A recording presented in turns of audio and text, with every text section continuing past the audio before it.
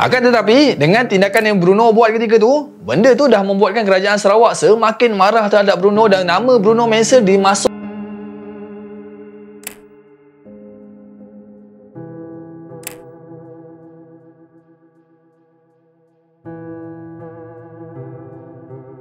Assalamualaikum guys, welcome back to Syamim Story. Okay guys, pada sekitar tahun 1980-an macam tu, ada seorang lelaki Switzerland yang bernama Bruno Mansell ni sanggup tinggal dekat dalam hutan Sarawak selama 6 tahun tau guys, semata-mata nak bersama dengan orang Penan untuk lawan syarikat pembalakan pada ketika tu. Pada waktu ni usaha dia memang berhasil lah, sampaikan kerajaan Sarawak menganggap dia sebagai penghasut guys. Dia kena buru, pasport dia kena ban, dan yang paling teruk, immigration siap buat larangan terus dekat Bruno Mansell ni untuk masuk ke dalam negara Malaysia. Memang power betul lah pengaruh Bruno ketika tu. Tapi yang menjadi misterinya dekat sini, di sebalik usaha dia tu untuk melawan kerajaan Sarawak dan syarikat pembalakan pada waktu tu, belum lagi dia menghabiskan perjuangan dia, dengan secara tiba-tiba je Bruno ni telah kehilangan jejak, dan sehingga ke hari ni mayat dia tak pernah dijumpai oleh sesiapa pun. Okey, korang mesti dah tak sabar nak dengar kisah tentang Bruno Mansell ni kan? Macam biasa, sebelum korang teruskan video ni, sudilah kiranya korang menekan butang like terlebih dahulu. Dan jangan lupa untuk korang yang masih baru dekat channel Syamim Story ni, Syamim sangat mengalu-alukan kedatangan korang. Dan sebagai tanda sokongan korang, korang tekanlah sekali butang subscribe tu, okey? So apa lagi? Let's jump into the story.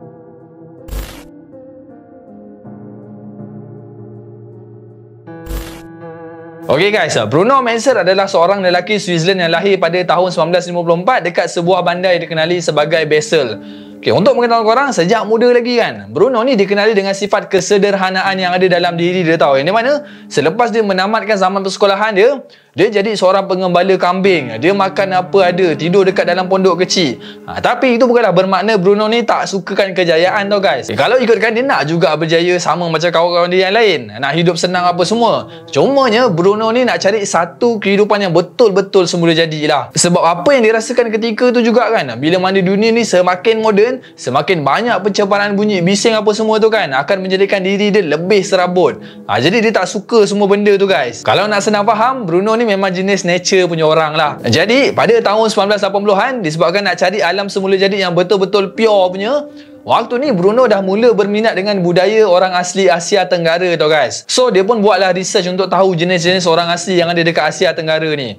And then dalam mana dia tengah membaca laporan tentang orang asli ni juga, Bruno dah tertarik dengan satu kaum orang asli, which is kaum tu adalah kaum Penan yang hidup nomad dekat dalam hutan hujan Sarawak. Waktu tu apa yang membuatkan Bruno ni memang tertarik gila lah kan. Satunya, orang Penan ni memang hidup hanya bergantung dengan alam semula jadi je, dan dia nampak orang asli lain tak ada seasli macam orang Penan ketika tu. Mana taknya, baju pun belum pakai lagi, mereka hidup berpindah randah dekat dalam hutan, mereka berburu pungut hasil hutan, elektrik apa semua tu jangan cerita lah. Memang semua benda tu tak pernah wujud langsung dekat dalam hutan hujan Sarawak ketika tu. Jadi disebabkan Bruno tengok orang-orang Penan ni hidup dengan cara yang dia nak tu, Bruno merasakan dia sangat dekat dengan orang-orang Penan, dan dia rasa inilah tempat yang aku cari-cari selama ni.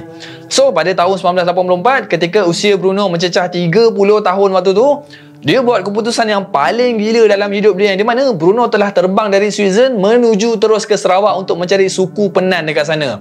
Waktu ni Bruno target dia akan stay lama lah dekat Sarawak tu, sebab dia nak belajar banyak benda guys daripada orang-orang Penan tu semua. So setibanya Bruno dekat Sarawak, Bruno dah pergi ke kawasan Baram untuk menyertai satu ekspedisi gua dekat Gua Mulu terlebih dahulu tau guys.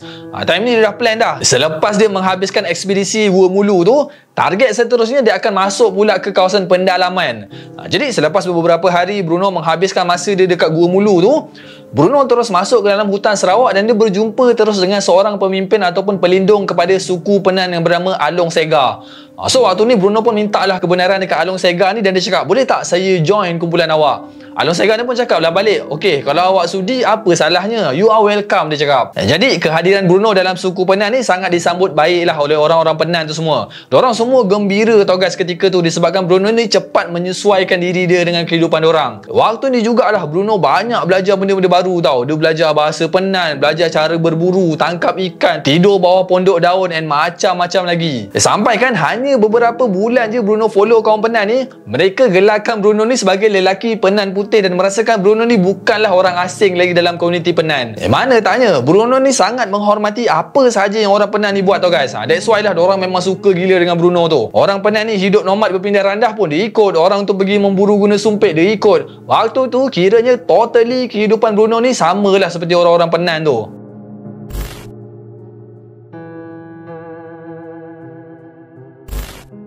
And then selepas 6 tahun Bruno hidup dekat dalam hutan, apa yang Bruno rasakan ketika ni, hidup dia sangat sebati dengan orang-orang Penan tu semua. Waktu ni dia memang dah tak fikir dah nak balik ke Switzerland ke apa tau guys. Korang bayangkanlah, dia sanggup tinggalkan negara dia yang dah moden tu semata-mata nak hidup dekat dalam hutan yang memang betul-betul hutan.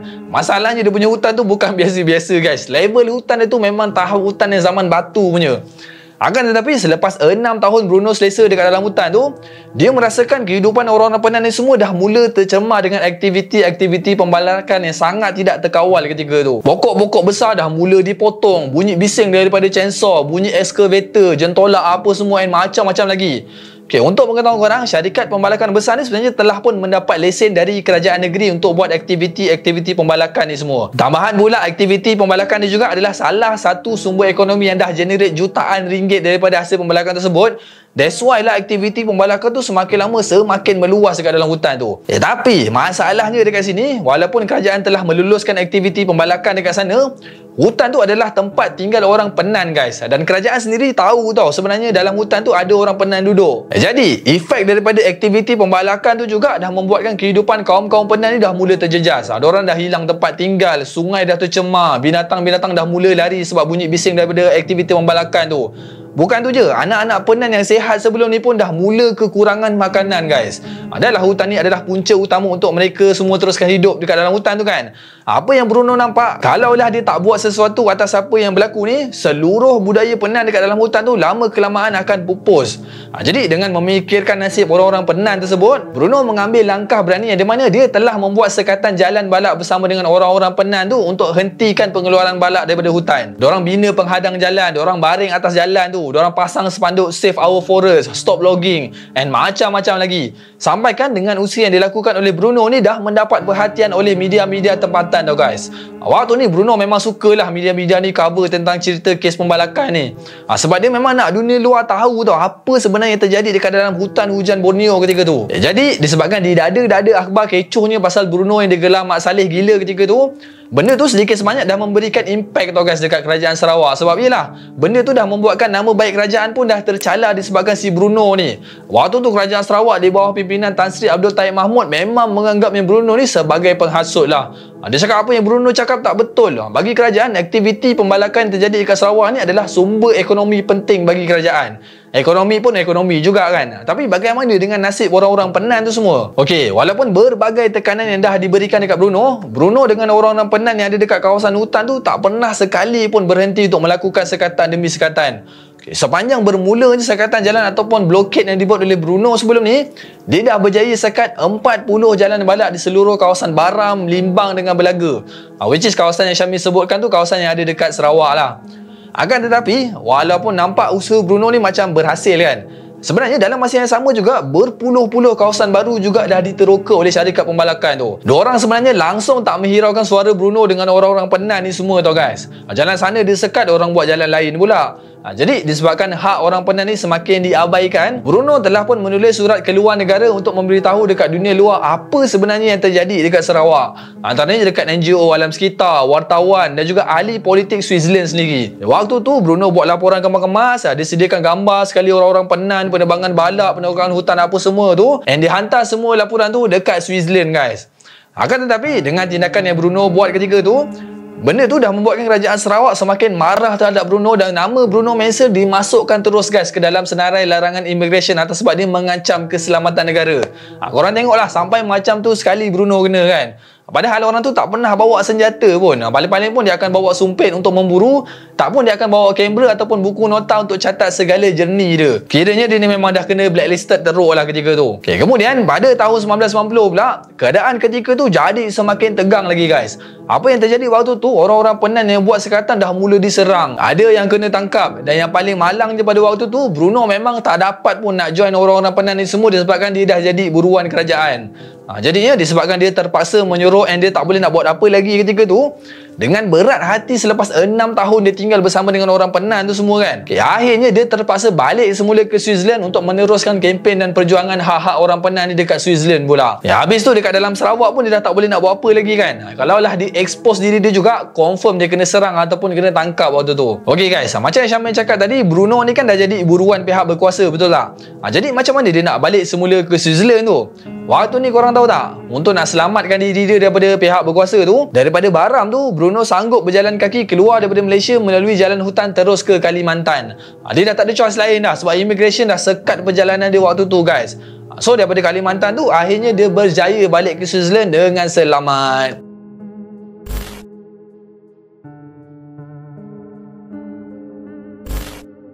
Okay guys, apabila Bruno balik semula ke Switzerland pada tahun 1990, dia nak membawa misi besar yang di mana dia nak menceritakan dekat satu dunia apa yang terjadi dekat Sarawak sebenarnya.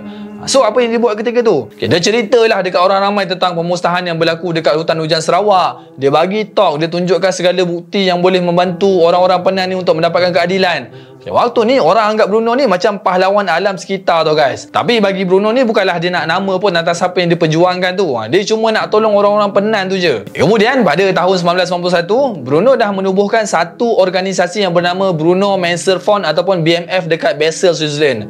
Jadi apa objektif utama organisasi ni ditubuhkan guys? Objektif utama BMF ni adalah untuk melindungi hak orang Penan dan memelihara hutan hujan Borneo. Tapi dalam masa yang sama dengan adanya Bruno Menser Fund ni juga, Bruno nak dia punya suara tu lebih berkesan lah, sebab Bruno dapat connect dengan NGO besar antarabangsa, antaranya macam Greenpeace, Rainforest Foundation, WWF dan macam-macam lagi. Tapi kan cara Bruno berkempen dekat Switzerland ketika ni memang lain macam tau guys. Dia punya usaha tu memang all out habis lah orang cakap. Sampai kan ada satu situation ni Bruno panjat menara Parlimen Switzerland semata-mata nak bentangkan kain rentang stop the destruction of the rainforest. Korang tengok sendirilah macam mana usaha yang Bruno dibuat kan. Tapi apa yang memalukan dekat sini, dalam mana Bruno ni berkempen dekat Switzerland tu, Bruno ada menyebut nama Taib Mahmud dan dia menuduh pemimpin tu adalah seorang pemimpin yang kaya dengan hasil rasuah dan pembalakan.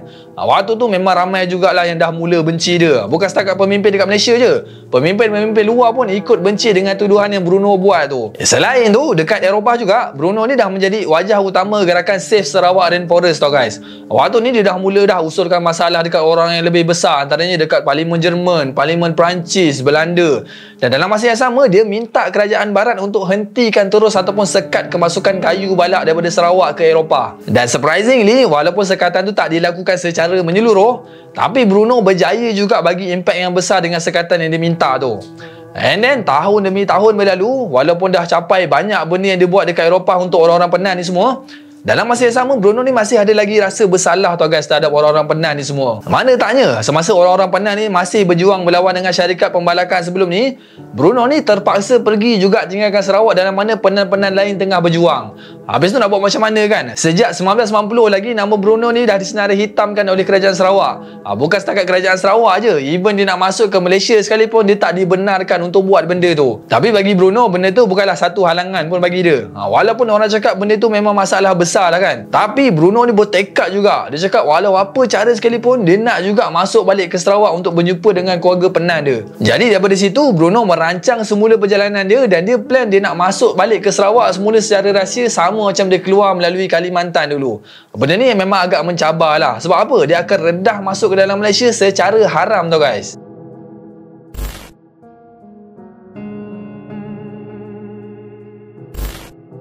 Pada tahun 2000, setelah merancang perjalanan dia dengan begitu rapi, sebelum Bruno bergerak ke Kalimantan kan, Bruno dah hantar surat terlebih dahulu dekat rakan-rakan dia yang berada dekat Switzerland tau guys. Dia cakap kalau lah misal kata dia tak balik semula ke Switzerland, korang tolonglah, please tolong teruskan perjuangan ni sampai bila-bila. Waktu ni dia seolah-olah tahu tau macam ada benda buruk yang nak terjadi dekat diri dia.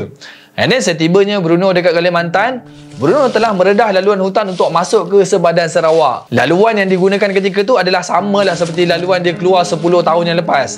Tapi yang malangnya, setelah Bruno masuk ke dalam hutan tu, itulah kali terakhir dia dilihat hidup oleh saksi yang bawa dia sebelum dia masuk ke dalam hutan tu.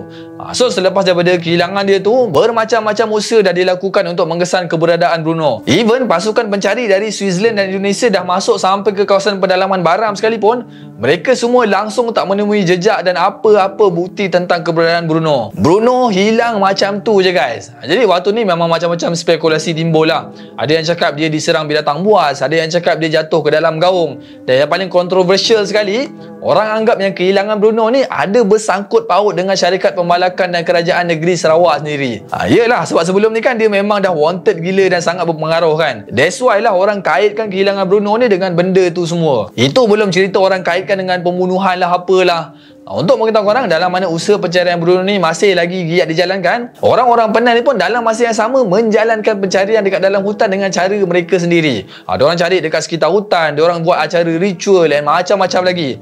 Dan dengan ritual yang diorang buat ni juga, orang-orang Penang ni percaya tau yang Bruno ni sebenarnya masih lagi hidup guys. Itu kalau mengikut daripada ritual yang diorang buat lah. Tapi walau bagaimanapun, misteri kehilangan Bruno ni tak pernah terjawab sehingga ke hari ni disebabkan jasad dia tak pernah dijumpai. And then setelah 5 tahun Bruno hilang tanpa sebarang jejak, akhirnya kerajaan Switzerland terpaksa mengisytiharkan Bruno hilang dan dianggap mati oleh mahkamah Switzerland. So macam tu je lah kisah tentang Bruno Menser. Okay, dia punya ending ni macam kurang best sikit kan. Dia lagi best kalau Bruno ni sempat berjumpa dengan orang-orang Penang tu balik, betul tak? Tapi nak buat macam mana, semua hasrat tu tak kesampaian guys. Tapi kehilangan Bruno Menser ni bukanlah pengakhiran daripada siri perjuangan yang dia dah usahakan selama ni tau guys. Walaupun Bruno ni dah tak ada lagi, Bruno Menser Fond ni sebenarnya masih terus aktif sehinggalah ke hari ni untuk membela nasib-nasib orang Penang.